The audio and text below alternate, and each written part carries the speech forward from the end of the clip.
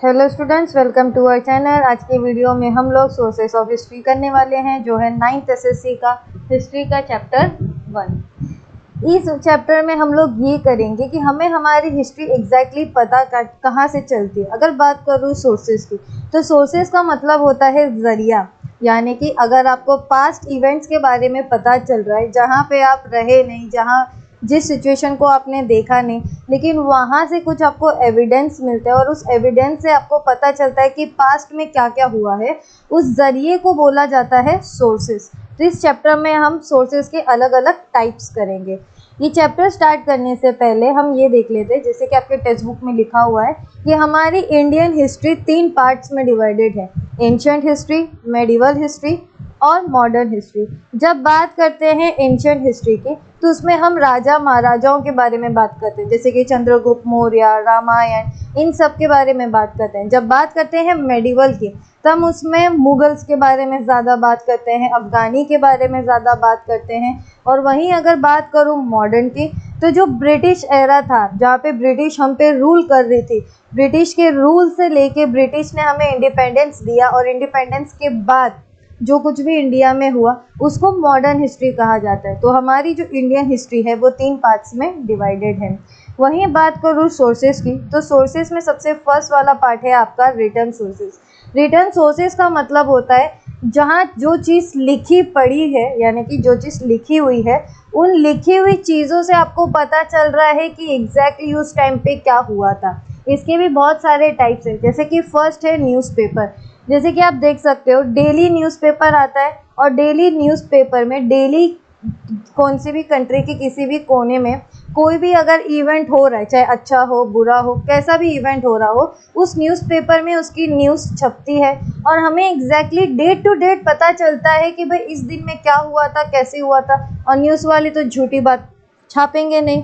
इसके लिए न्यूज़पेपर, अगर आज के हम लोग को ये देखना है कि 50 साल पहले क्या हुआ था, जहाँ हम पैदा नहीं हुए थे, तो हम उस तारीख का न्यूज़पेपर देख सकते हैं। जैसे कि गांधी जी ने दांडी मार्च किया, अब दांडी मार्च कैसे थे, गांधी जी कैसे चले, एग्जैक्टली चले भी कि नहीं, तो न्यूज़पेपर में उसकी खबर छपी हुई है, फोटो छपा हुआ है, जिसको हम सबूत मान के यकीन कर सकते कि हाँ भाई ऐसा हुआ। तो न्यूज़पेपर सबसे इम्पॉर्टेंट सोर्सेज है, जहाँ पे हमें पता चलता है कि हमारी हिस्ट्री क्या है। उसके बाद ही बात करते हैं पीरियोडिकल्स की। तो पीरियोडिकल्स का मतलब होता है, आपने मैगजीन सुना होगा, जो कभी हफ्ते में, कभी 15 दिन में, कभी महीनों में, या कभी सालों में एक बार छपता है। तो उन मैगजीन से भी हमें पता चलता है कि एग्जैक्टली हमारी हिस्ट्री क्या थी। डायरीज, आज के टाइम के लोग तो नहीं, लेकिन पहले के जो टाइम के लोग थे, वो लोग डायरीज लिखते थे कि कब उन लोग की ज़िंदगी में कौन से दिन पे क्या हुआ। ये पर्सनल डायरी भी हो सकती है, प्रोफेशनल डायरी भी हो सकती है। तो इनसे भी हमें पता चलता है कि भाई क्या हमारे पास्ट इवेंट में हुआ है। रेफरेंस बुक, रेफरेंस बुक का मतलब होता है जिस टॉपिक के बारे में हम पढ़ रहे हैं, उस टॉपिक से रिलेटेड अगर कोई दूसरी बुक है, उससे रिलेटेड हमें अगर कोई दूसरी इंफॉर्मेशन चाहिए और उससे रिलेटेड दूसरी बुक है, तो उसको रेफरेंस बुक कहा जाता है। उसके बाद है करस्पॉन्डेंस।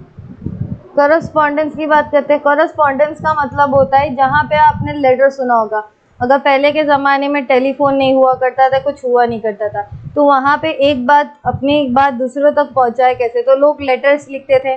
चाहे राजा लोगों का लेटर हो, चाहे पर्सनल लव लेटर हो, हर किसी का अपना अपना लेटर आता है, तो उसको करस्पॉन्डेंस कहते हैं। डॉक्यूमेंट्स इन आर्चिव्स, आपने लाइब्रेरी देखी होगी, लाइब्रेरी में बुक्स होती है, लेकिन एक ऐसी ही सेम होता है कि लाइब्रेरी होती है, लेकिन उसमें बुक्स के अलावा डॉक्यूमेंट्स होते हैं, पेपर्स होते हैं, उसको आर्चिव्स कहा गया है।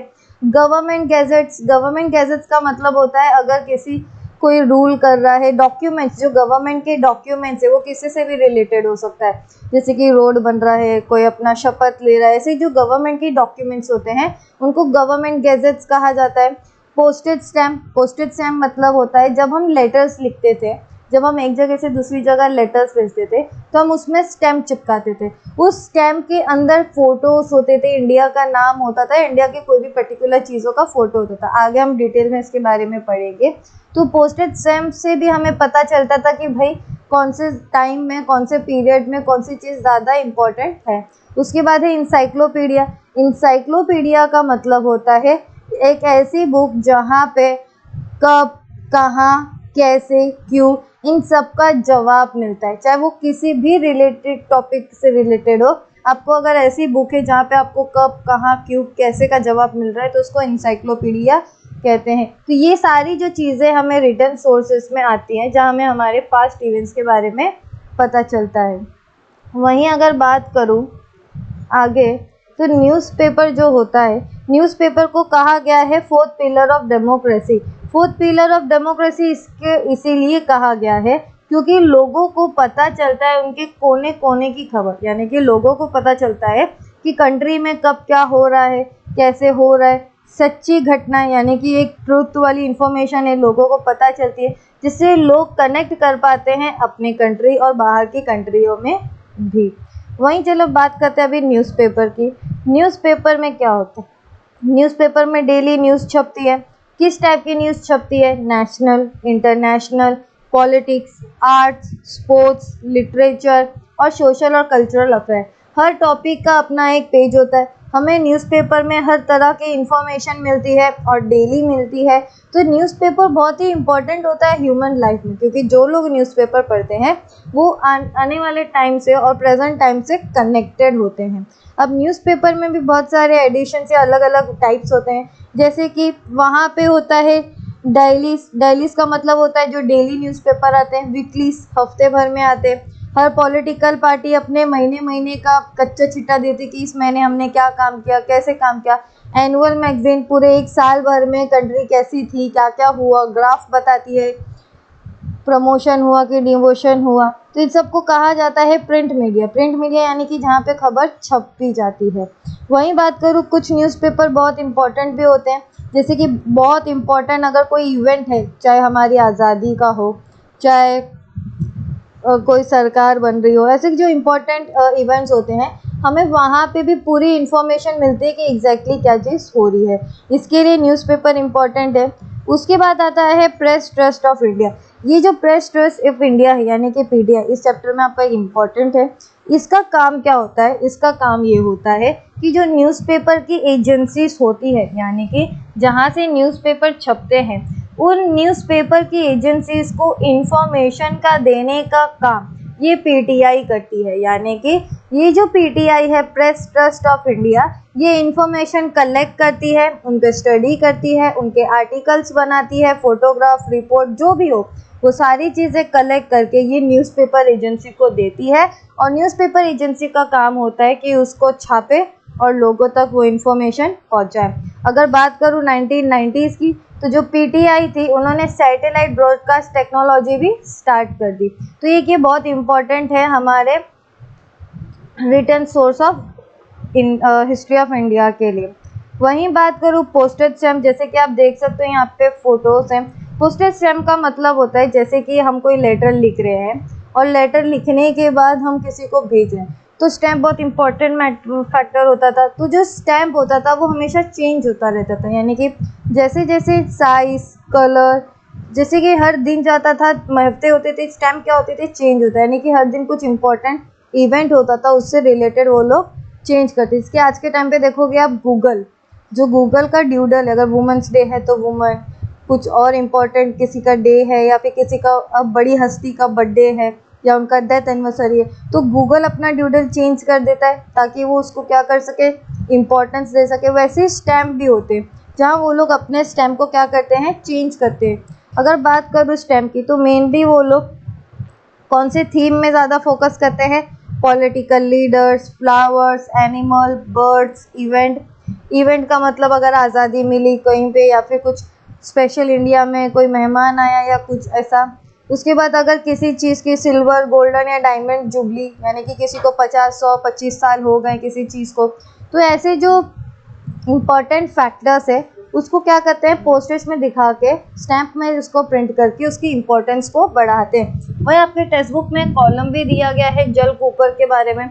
जल कूपर एक मतलब ऐसे व्यक्ति थे जो पोस्टेज स्टैम्प को कलेक्ट करते थे और उनकी एक्सपर्टीज उसमें ज़्यादा थी। तो उनको कहा, जो लोग स्टैम्प के ऊपर स्टडी करते हैं उनको कहा जाता है फिलेटिस्ट। ये जो जल कूपर थे ये मुंबई के थे और ये पारसी थे।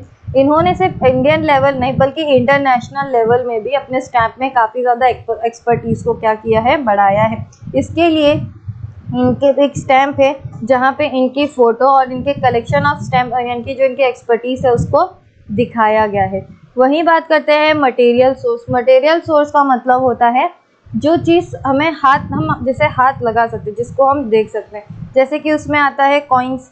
अब जैसे कि अगर कोई राजा बना है और उसके ज़माने में कोई सिक्का है, कोई मनी है, तो वो सिक्के में अपनी फ़ोटो डालेगा और बोलेगा कि देखो मेरे राज का ये कॉइन है। तो कॉइन से भी हमें पता चलता है कि कौन सा राजा कौन से ईयर तक राज कर रहा था। उसके बाद है प्लेसेस ऑफ वर्शिप, यानी कि मंदिर, मस्जिद, चर्च। इनसे भी हमें पता चलता है कि कौन से राजा ने बनाए, क्योंकि जब भी कोई ऐसे बड़े मॉन्यूमेंट्स बनाते हैं तो उसमें वो अपना नाम भी छपवाते हैं, लिखाते हैं। उसके बाद थिंग्स इन डेली यूज़, जैसे कि डायरी हो जाए या फिर कोई भी ऐसी चीज़ हो जाए जिसमें हम डेली यूज़ कर रहे हैं, उससे हमें पता चले कि पुराने ज़माने के लोग ऐसी चीज़ें यूज़ करते थे। रॉयल सील्स, आज के टाइम पे आपने गवर्नमेंट का सील देखा होगा, छापा वैक्स का होता है। पहले रॉयल सील्स होता था, हर राजा महाराज का उन लोग के फ़ोटो के साथ अगर कोई इंपॉर्टेंट डॉक्यूमेंट है तो वो लोग उसमें सील मार देते। उसके बाद ऑर्नामेंट्स, ऑर्नामेंट्स यानी कि गहने, गहनों से भी हमें पता चलता है कि किस तरह की सोसाइटी है।